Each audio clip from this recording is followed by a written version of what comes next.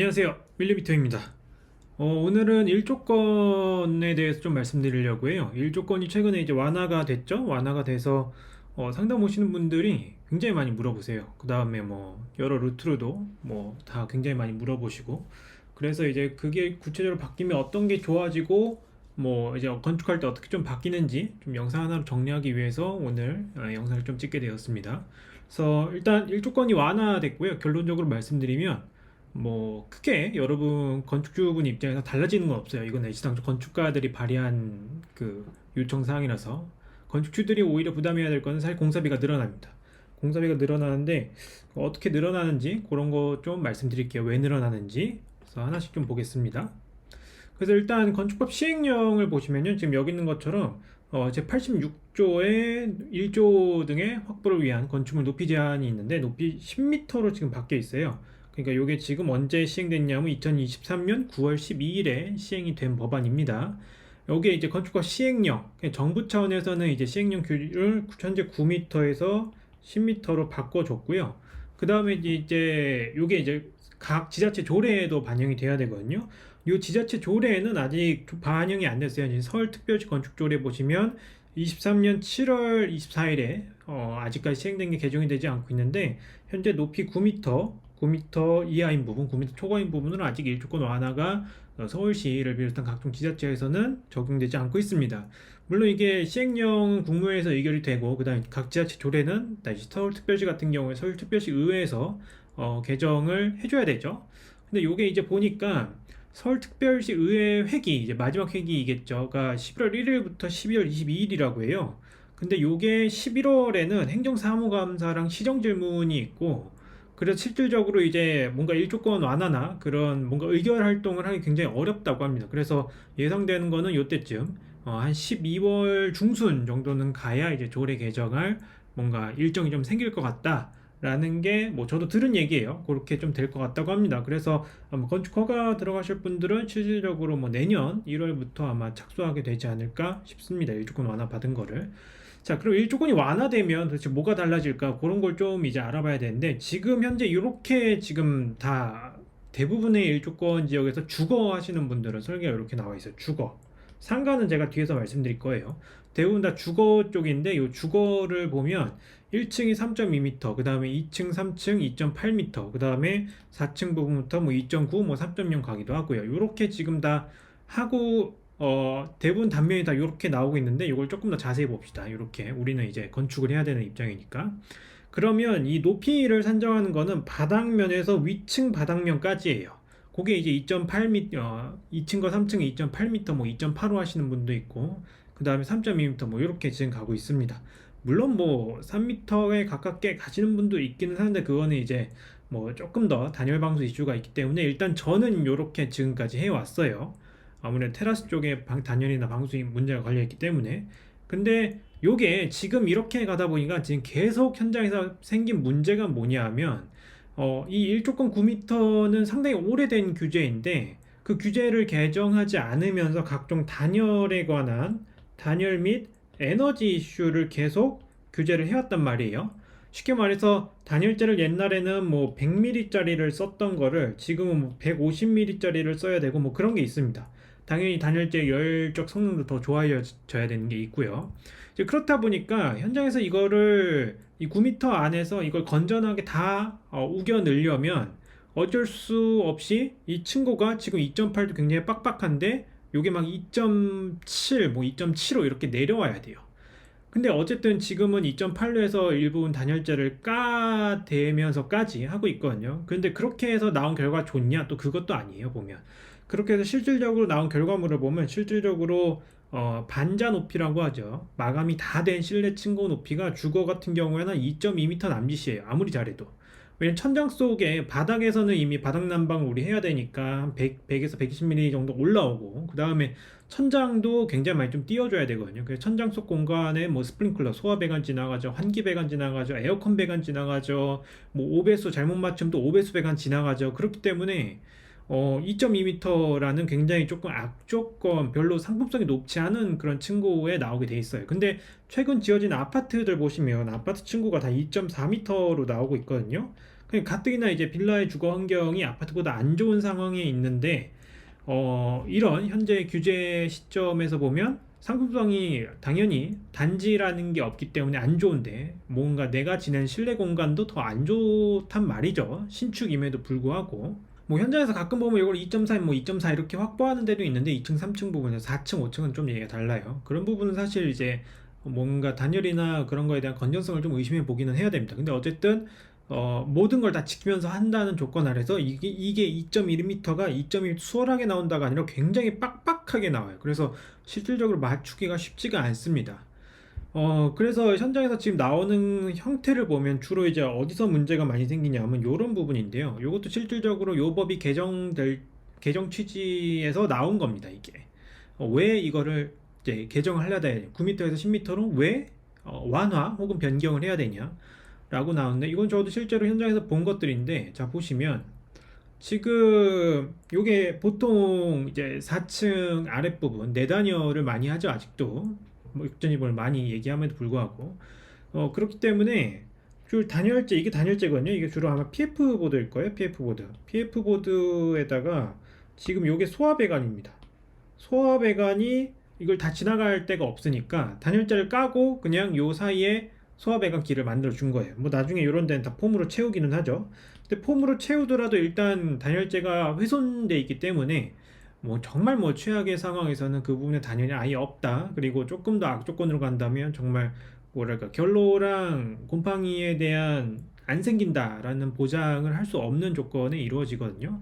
또 옆에 것도 보시면 이게 전기 아울렛 박스인데 어쩔 수 없이 천장 내단열을 하게 되면 전기 아울렛 박스 같은 것도 묻어줘야 되기 때문에 이 부분으로 단열 조치가 또 안 돼 있습니다. 그래서 옛날에 이런 사례 보면 단열이 아주 취약할 때는 이 부분으로 물이 뚝뚝뚝 떨어지기도 했죠. 근데 지금도 이래요. 지금도 이렇게 시공을 어쩔 수 없이 하고 있어요. 그것도 그렇고 이제 필로티 천장도 사실 뭐 사돈난만할 게 아니기는 합니다. 대부분 3.2m의 필로티에서 맨 위에서 내려오는 입상 배관들, 뭐 오수 배관, 하수 배관 다 여기서 만나고, 우수 배관도 여기 지나갈 수도 있고요. 에어컨 배관도 지나가고, 소화 배관도 지나가고, 환기 배관도 뭐 일부분 나올 수도 있죠. 그런 게 온갖 배관이 다 지나가다 보니까 뭐 어떤 데 같은 경우에는 여기 필로티 보시면 보가 있고, 요 보 바닥에 또 단열재는 안 되기도 해요. 요런데 안 되기도 합니다. 근데 어차피 이게 나중에 뭐 특검이나 오거나 하면 이런데 까서 보진 않거든요, 솔직히. 그 보여달라는 것도 좀 애매하고, 검사하는 입장에서. 왜냐하면 본인도 알고 나도 아는데 그걸 안 했다고 어떻게 또 생지를 잡고 있어요. 그게 아니면 이렇게 배관이 지나가는 곳에 지금 이런 거 보시는 것처럼 이런 데는 지금 다 까대기를 한 거예요. 여기도 마찬가지로. 물론 우리나라 특성상 이제 필로티 같은 경우에는 바닥난방이라는 국가이다 보니까 단열재가 일부분 훼손돼도 크게 하자로 나타나진 않는데, 어쨌든 도면에는 이렇게 그려있지 않단 말이에요. 그리고 분명히 이렇게 혹한의 겨울을 가지고 있는 대한민국 환경에서는 단열이 생략되는 것은 무조건 문제가 생길 수밖에 없거든요. 그런 입장에서 본다면 사실 지금 9m와 현재 라이프 스타일, 그 다음에 삶의 만족도, 주거 만족도를 고려했을 때는 진작에 사실 9m가 10m로 완화가 됐어야 되는데, 지금까지 사실 뭔가 아무것도 안 하고 있다가 사실 지금이라도 된 게 저는 되게 다행이라고 생각을 합니다. 그래서 10m로 완화가 됐고, 지금 그럼 이제 무슨 일이 벌어질 거냐, 그걸 이제 좀 말씀드려야 되는데, 일단 3.2m, 2.8m, 2.8m 이런 건 제가 아까 말씀드렸죠. 요게 아마 이렇게 바뀔 거예요. 이제 보통 이제 10m로 바뀌게 되니까 1층이 아마 3.3에서 3.4m로 해서 아까 그럼 보셨던 단열재를 까대기 하는 그런 현상은 좀 없어질 것 같고요. 그 다음에 아마 2층과 3층이 3.2m 정도로 만약에 저라면 좀 할 것 같아요. 그래서 요게 3.4랑 그 다음에 3.2랑 3.2 더하면 얼마죠? 그럼 6.4에다가 딱 10m 맞네요. 요것도 있고, 뭐 요렇게 해서 이제 뭐랄까 노출우레탄으로 그냥 하는 방수 처리, 여기 그렇게 하는 경우도 있고, 아마 제가 한다 그러면 여기는 그냥 3.1m 저는 요렇게 할 것 같아요. 근데 대부분 여러분들이 받으실 도면이 3.2m 정도일 겁니다. 아마 층고를 제일 높게 해달라는 요청을 하시겠죠. 그래서 굉장히 최근에 나오는 아파트 수준으로 좀 층고 계획이 가능할 거다, 저는 좀 이렇게 보고 있고요. 그럼 이제 2.4m로 되니까 훨씬 더 조금 더 시원한 느낌이 들 수 있겠죠. 근데 이게 문제는 뭐냐면 9m가 어쨌든 10m로 높아지는 거잖아요. 그러니까 이거를 비용적인 측면에서 본다 그러면 지금 없어도 되는 1m가 여기 추가가 되는 거예요. 이렇게 보시면. 그쵸? 그러면 이 1m에 대한 거는 뭐 어디서 뭐 시공사가 공짜로 뭐 하냐? 그건 당연히 아니겠죠. 그 1m 벽체가 늘어나는 것만큼 뭐 내벽도 늘어나고 외벽도 늘어나고 단열재도 늘어나고 재료도 다 늘어나게 되죠.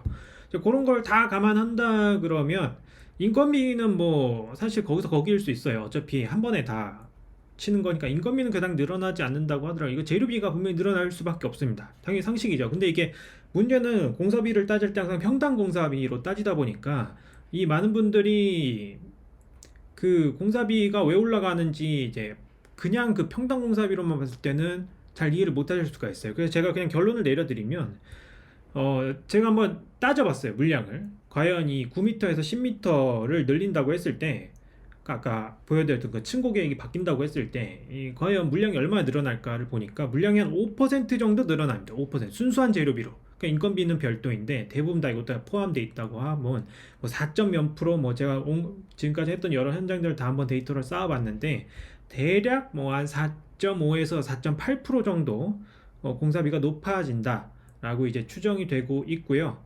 여기에 뭐 기타 요게 4.8이 높아지면 당연히 이 재료비만 높아지는 게 아니라 거기에 딸려오는 무수한 이제 경비들까지 다 높아지게 되므로 한 제가 볼 때 한 5에서 한 6% 정도 높아질 것 같아요. 이제 이러면 이제 잘 안 와닿잖아요. 뭐 5%뭐 그것 좀 뭐 수용할 수 있다 뭐 이렇게 생각하실 수 있는데 조금 더 와닿게 말씀드리면 현재 이 영상을 찍고 있는 2023년 9월 29일 현재 평당 공사비가 약 시장에서 800 정도로 형성돼 있어요. 물론 이건 정말 평당입니다. 제가 다른 영상에서 말씀드렸다시피 평당으로 공사비 따지시면 큰일 나요. 근데 이 5%가 증가한다 그러면 평당 840, 800만 원 집을 지으려면 똑같은 아무래도 그 10m의 높이를 다 활용하지 않는 분은 저는 없을 것 같거든요. 그런 관점에서 본다면 공사비가 800만 원짜리가 840만 원으로 이제 변경이 되고요. 금액으로 본다면 15억 공사비 기준으로 한 17억, 15억 7,500 7,500만 원의 15억 공사비가 기준으로 봤을 때 좀 추가적으로 들 수밖에 없는 조건이 된다. 좀 이렇게 보시면 됩니다. 그러니까 7,500 뭔가 실질적으로 보이지 않는 듯한 돈 7,500만이 더 들어간다. 이렇게 볼 수가 있습니다. 그렇기 때문에 사실 건축주 입장에서는 그렇게 뭐랄까 득이 되는 거는 없어요. 뭐랄까 비용 코스트가 들어가는 거에 대해서는. 근데 아무래도 제가 뭐 늘 말씀드리지만 그 공간의 때깔, 퀄리티를 결정하는 거는 아무래도 뭐 디자인은 가장 나중에이고 공간 그 자체로만 봤을 때는 사실 층고가 깡패이기는 합니다. 주거가 됐든 근생이 됐든. 그렇기 때문에 아마 여러분들이 주변에 있는 다른 구옥 아니면 갓 지어진 요 9m 규제로 지어진 신축과 비교했을 때 여러분들 임차인한테 어필하실 거는 그런 높은 층고가 좀 되지 않을까 싶긴 합니다. 그리고 아마 층고가 지금보다 한 20cm에서 30cm 정도 더 높아지면 확실히 집은 더 쾌적해 보일 수 있기 때문에 아마 그 효과를 아마 톡톡히 누리실 수 있을 거예요. 물론 그럼에도 불구하고 여전히 단열 까대기 같은 거는 있을 것 같기는 합니다. 공사비가 최근에 많이 올랐기 때문에 그런 걸 이제 뭐랄까 좀 그런 데서 이제 좀 비용을 낮추고자 하는 게 좀 간간히 보이거든요. 저도 그렇기 때문에 10m 높아진 만큼 부디 이제 건전한 건축물을 지어서 건축물 다 지은 후에도 보통 이제 건축주분들이 건물 지을 때는 그렇게 막 생각 안 하시거든요. 근데 건물을 유지하는 게 더 일이에요. 그렇기 때문에 그런 건전한 유지 관리 하실 수 있도록 꼭 전문가의 말을 좀 잘 들어주셨으면 좋겠고요. 그 앞에까지가 이제 주거 얘기였고 뒤쪽에는 이제 상가 말씀드릴 건데 상가는 그럼 어떻게 지을까? 앞에 건 주거였고요. 이 상가 같은 경우에는 보통 요렇게 많이 하세요. 상가는 사실 층고가 깡패, 이거 정말 깡패거든요. 주거보다 더 깡패예요. 그래서 보통은 이제 3.6m의 층고로 쭉쭉쭉쭉 계획하는 게 일반적인 트렌드입니다. 더군다나 강남 쪽에 짓는 그런 근생, 오피스용 근생이나 아니면 대로변에 지어지는 근생, 이면도로에 지어지는 근생은 사실 강남을 제외하면 그닥 많지는 않죠. 그렇기 때문에 보통 이제 준주거, 일반 상업, 중공업, 그다음에 강남 미면의 근생 보통 다 이렇게 짓습니다. 이 3.6m의 층고를 가지고 하다 보니까 보통 이제 2층까지만 일조를 안 받고 그다음에 3층부터는 여기는 일조를 받게끔 디자인하는 게 대부분이에요. 왜냐하면 상가는 오피스 용도로 이제 적정한 좋은 가격을 받으려면 층고가 무조건 높아야 되거든요. 그런 관점에서 이제 이렇게 보통 했는데 이걸 단면을 보면 또 이렇게 나와요. 보통 이제 라멘 구조로 해서 3.6m 라멘이라고 하면 이 보가 이렇게 있는 겁니다. 보 이렇게 해서 하게 되는데 제가 볼 때 이게 10m로 가게 되면 약간 층고 욕심을 조금 포기한다 그러면 요런 것도 가능하지 않을까 싶기는 합니다. 보통 이제 3.3m 정도로 3.6에서 3.3m로 층고를 낮추는 거죠. 그렇게 해서 요 10m 안에 3개 층이 좀 다 들어올 수 있게 한다고 하면 훨씬 더 조금 공사비를 경제적으로 뽑아서 할 수 있거든요. 이게 뭐 층고 뭐 30cm씩 줄여서 1m 이것도 바뀌는 게 뭐 큰 건가요? 라고 하는데 제가 봤을 때 요렇게 짓는 거 대비해서 근생은 층고가 주거보다 조금 더 바리에이션이 높으니까 제가 이것도 추정해 봤을 때 한 12%인가 차이가 나요. 9m에서 그냥 꾸겨 넣었을 때랑 그 다음에 이걸 3.6m로 해서 방금 보여드렸던 것처럼 높게 지었을 때랑 공사비가 한 12% 정도 차이 납니다.